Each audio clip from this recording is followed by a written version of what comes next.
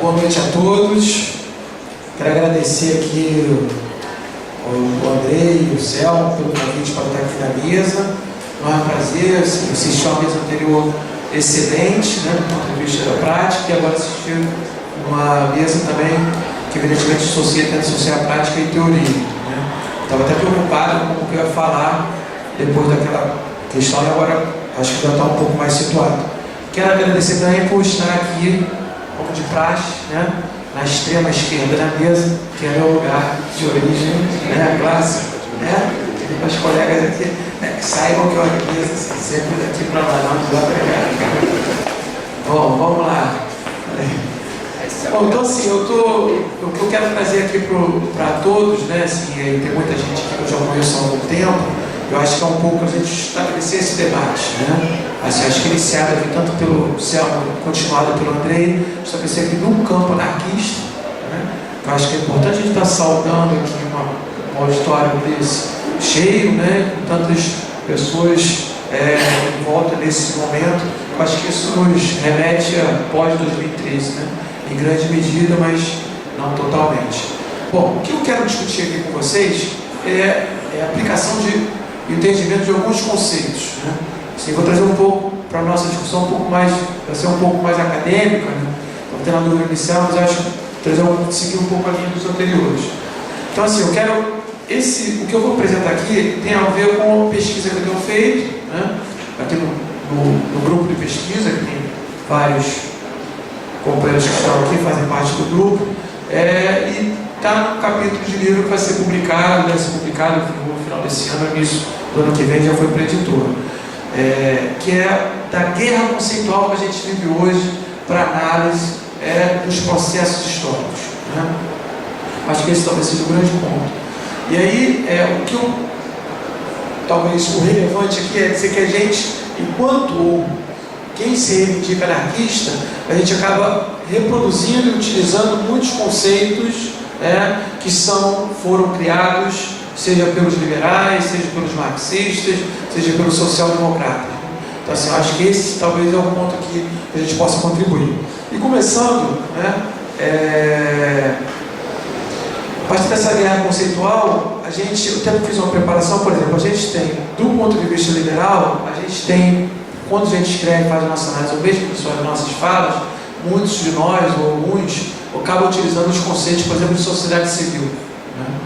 Então, esse conceito de sociedade civil é um conceito tipicamente liberal, né? Só para situar historicamente, é um conceito que está num plano de crítica a um Estado absolutista.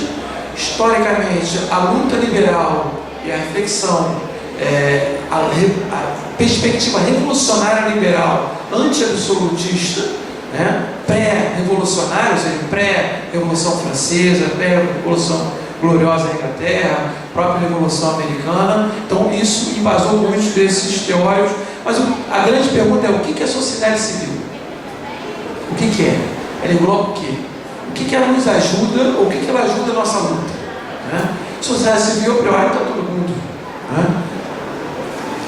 E aí o marxismo vai pegar a sociedade civil. Marx, por exemplo, vai trinchar em burguesia e proletariado. Vai usar outro conceito, né, de burguesia, dois conceitos distintos. Proletariado seria os trabalhadores e a burguesia seria os donos de meio de produção, né? Burguesia, porque vem dos burgos, onde nós enfim, as questões comerciais. E também, ao mesmo tempo que vem essa perspectiva burguesia e proletariado, vem junto com Marx, dentro do luperproletariado, né, carregado de preconceito, né? Preconceito quanto ao que ele determina quanto Lupen, um preconceito quanto ao que ele chama de campesinato, né? Por exemplo, o campesinato é um agente, inclusive, que vai atender muito mais para a contra-revolução do que para a revolução, tá? Daí outros conceitos que o Marx vai trazer, como ditadura do proletariado, né? Que para a gente, inclusive Bakunin já está fazendo essa crítica, né? Esse conceito de ditadura não nos pertence, vamos dizer assim, a nós anarquistas, né? E nem nos ajuda a concepções mais em prol da emancipação. Depois tem um conceito de revolução, né? Mas que não necessariamente é a revolução que os anarquistas deveriam chamar de revolução social, e que muitos anarquistas vão dizer que aquela proposta de revolução do Marx nada mais era uma revolução política, porque significava, na verdade, a busca pela tomada do Estado.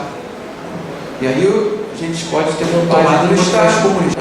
Então, busca pela tomada do Estado traz uma revolução política, em qual você não acaba com a dicotomia de governantes e governados. Então, você estabelece um determinado governo, que no caso marxismo seria o governo do proletariado ou da vanguarda revolucionária operária. Tá?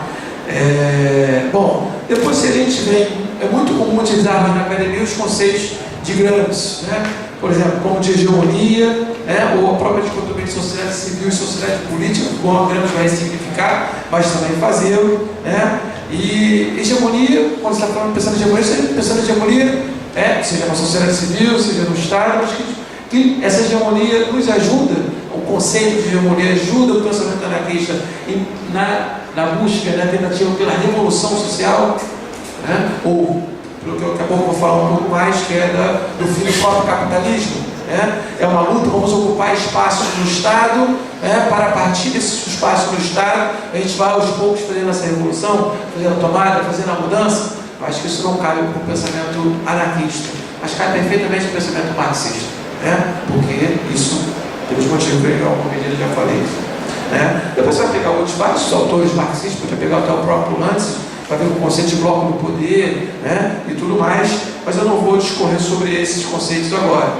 Se a gente pega aqui, voltando um pouco ao pensamento liberal, você tem a própria ideia de liberdade, a luta pela liberdade que os liberais realizaram no século XVIII, XIX, XVII, contra os resquícios ou contra o próprio Estado absolutista, não era uma liberdade para todos, a liberdade que era restrita, exclusiva aos proprietários, aos grandes proprietários.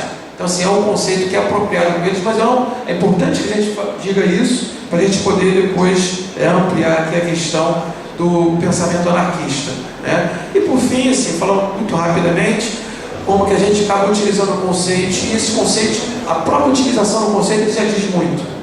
Por exemplo, se a gente utiliza o conceito de welfare state, ou o conceito do estado de bem-estar social, que é muito comum aos social-democratas, a gente está contribuindo, querendo dizer que um determinado período histórico da humanidade ocorreu, ou existiu, um estado de bem-estar social. Então, se a gente, enquanto anarquista, vai fazer a crítica disso, a gente não pode referendar esse conceito. Ou outros conceitos, como Estado de Providência, usado por esses teóricos, ou sociedade salarial, vários conceitos desse mesmo campo, que a gente pode ter denominado social-democrata. Tá? Bom, dito isto, o que eu estou querendo apontar aqui, nesse introito super rápido, é que a gente vive uma guerra conceitual. Eu acho que, e os anarquistas, vou utilizar agora um pouco Proudhon, Bakunin e Kropotkin, que estão fazendo que tentaram por todos os meios não se utilizar desses conceitos que acabam levando a questões que não nos ajudam, a pensar e nos dar autonomia.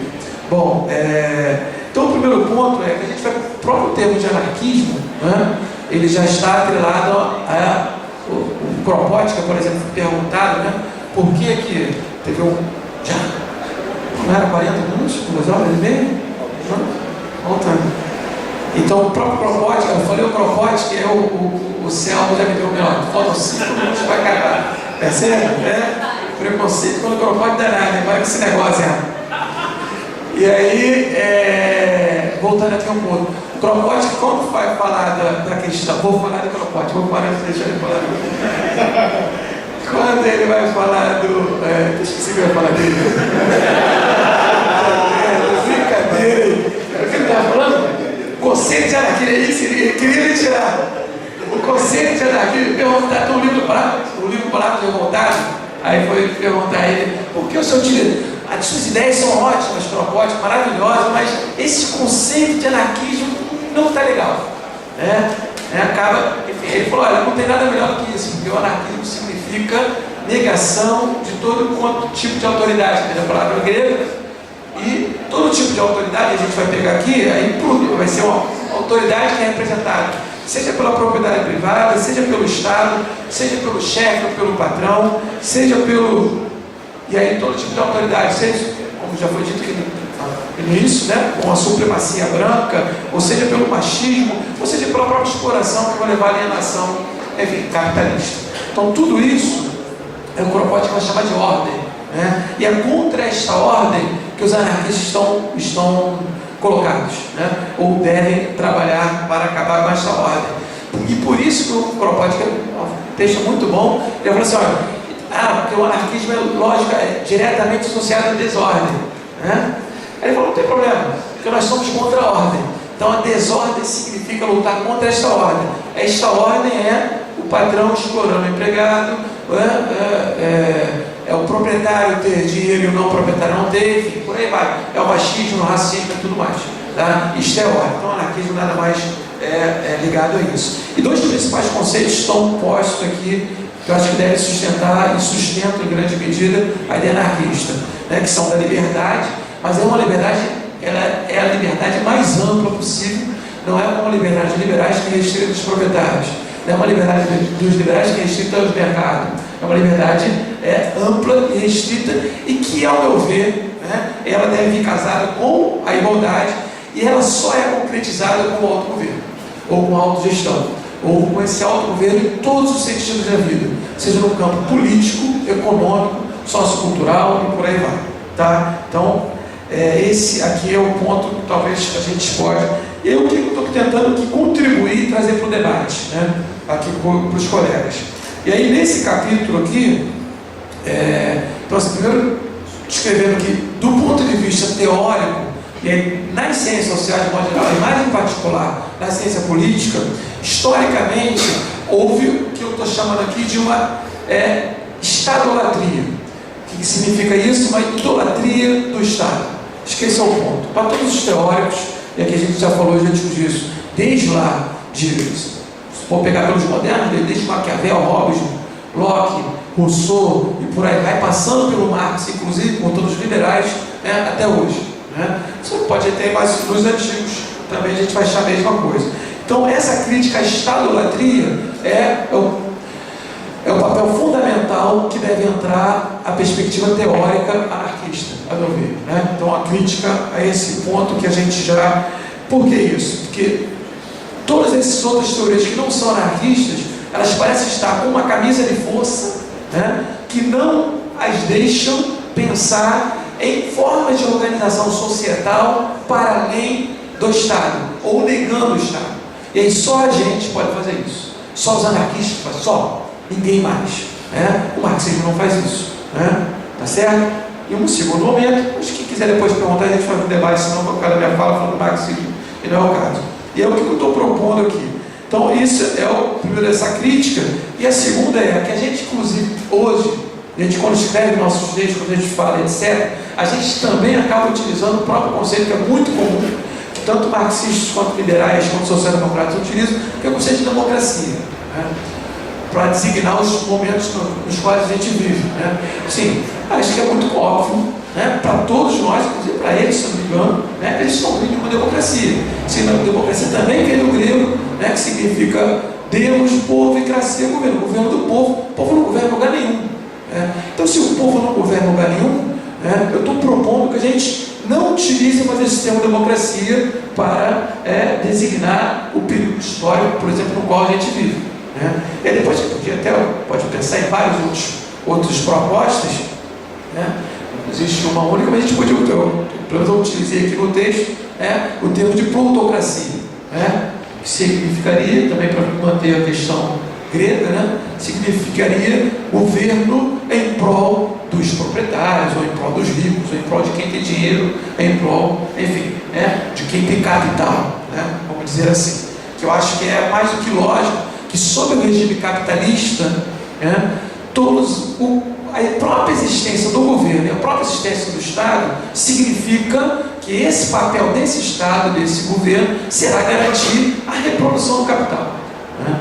Então, assim, nesse sentido, acho que não fica muito distante, mas eu queria até ouvir os colegas, né, porque a gente está quase que num grupo de trabalho, né, e fazer, ouvir as críticas até para poder melhorar alguma coisa ou outra. E por fim, né, eu queria... O que eu acho que uma perspectiva anarquista, um paradigma anarquista de análise deve fazer, né? Eu acho que a gente, ponto fundamental, e só os anarquistas podem fazer isso, que é estabelecer a dicotomia entre governantes e governados. Só o anarquismo pode fazer isso, né? Porque os marxistas também propõem a governança de uns do proletariado, da vanguarda, etc., sobre outros. Então só os anarquistas podem fazer isso. E de que maneira?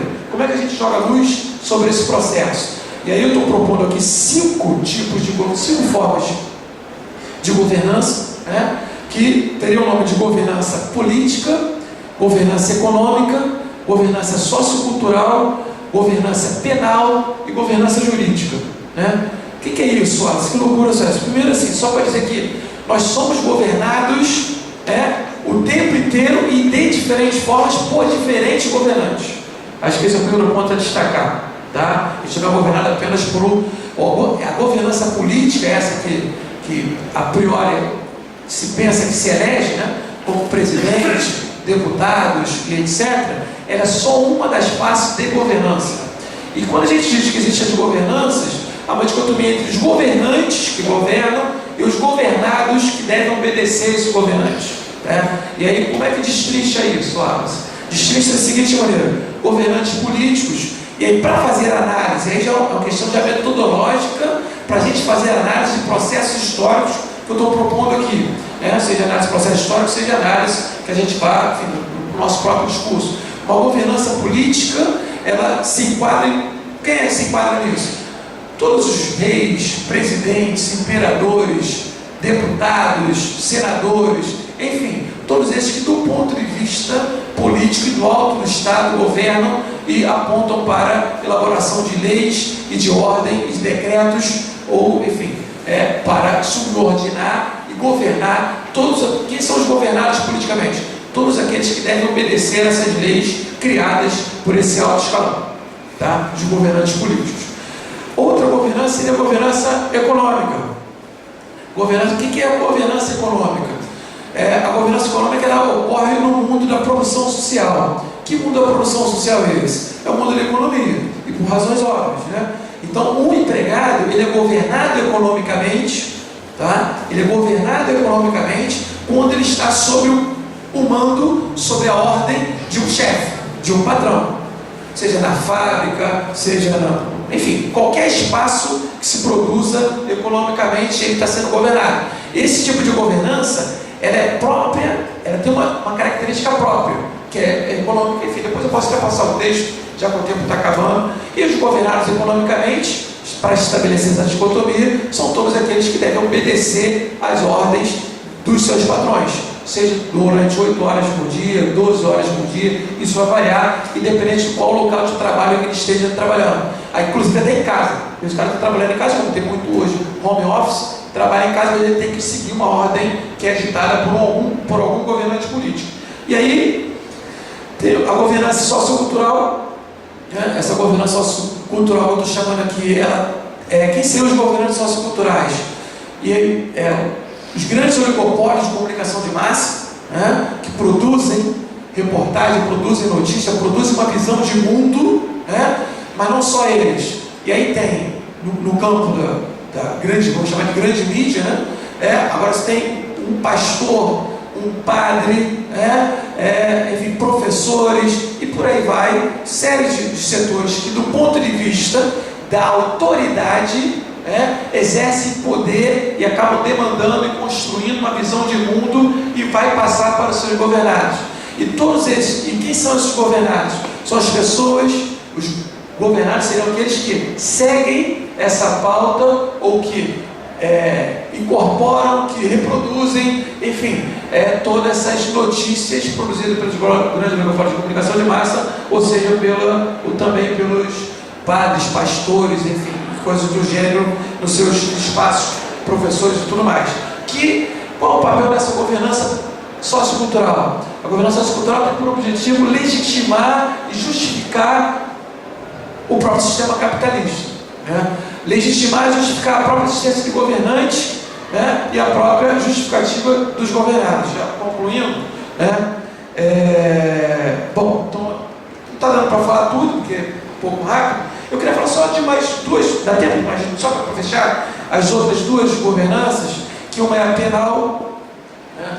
A penal seria constituída por todos os generais, chefes de polícia, seja polícia civil, polícia militares e tudo mais, seus tribunais penais, né? Que tem por objetivo, essa governança não tem nada de democrática, nem o verniz democrático, não está preocupada com isso, tem meramente o objetivo de garantir, manter a chamada ordem, né? E essa ordem e manter os subordinados, os governados subordinados, submissos e sem que conteste o poder, tá? Então aí esse tipo de governança, e todos os governantes seriam aqueles que o alvo principal dessa governança penal, né, no caso brasileiro hoje, a gente sabe muito bem, são negros, né, pobres e favelados, tá certo? No primeiro momento, né, e no segundo momento, todos aqueles que vierem a se insurgir contra esse tipo de contra todos os tipos de governança, ou contra o próprio Estado, né? E aí pode ser negro, branco, amarelo, azul, seja o que for, isso aí é objeto, vai ser objeto central de alvo dessa governança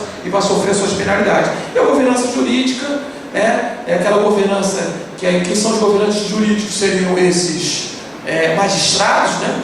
STF, Ministério Público, etc, etc e tal, que é a governança que, por essa perspectiva jurídica, apontando para, aí a gente apontaria aqui, que é o que eu busco apontar, para a face da divisão entre os três poderes, porque essa governança política também é escolhida do ponto de vista político, essa governança jurídica é escolhida do ponto de vista político, né, que vai ocupar o STF, não é o mais inteligente, não é o cara mais preocupado, não é o cara que tem preocupação com os governados ou com o povo, né, para usar um termo mais comum, mas é o cara, esse último agora, não sei quem de Moraes, Alexandre de Moraes, escolhido, não tem nenhuma referência no campo jurídico e foi escolhido como ministro da STF por sua ligação com o presidente da República. Bom, e por aí vai, e todos estão fechando, assim.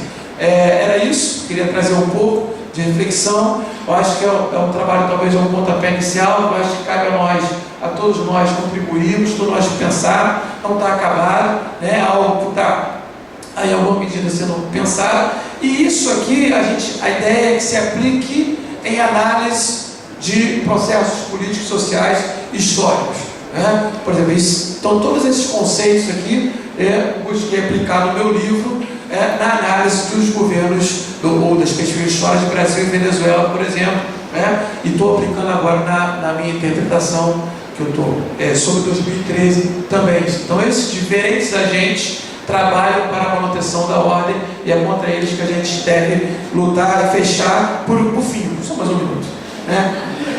Queria fechar com uma passagem do Proudhon, que eu acho linda, maravilhosa, que inclusive me inspirou a escrever isso aqui, né? Ser governado significa ser observado, inspecionado, espionado, dirigido, legislado, regulamentado, cercado, doutrinado, admoestado, controlado, avaliado, censurado, comandado. E por criaturas que para isso não têm o direito, nem a sabedoria, nem a virtude.